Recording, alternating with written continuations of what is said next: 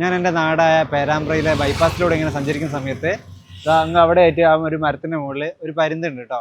നമ്മുടെ ചേഞ്ചബിൾ ഹോക്കികൾ അല്ലെങ്കിൽ ക്രസ്റ്റഡ് ഹോക്കികൾ എന്നൊക്കെ പേരുള്ള കിന്നരി പരുന്ത് എന്ന് പറയുന്ന പരുന്താണ്. ഞാൻ അതിൻ്റെ ഒരു ഫോട്ടോ എടുത്തിട്ട് കാണിച്ചരേ.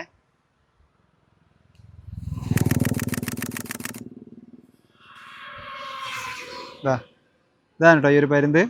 ഇതിൻ്റെ തലയുടെ മുകളിൽ നിങ്ങളൊരു പൂ പോലെ കണ്ടോ, ഇതിൻ്റെ തൂലുകളാണ്.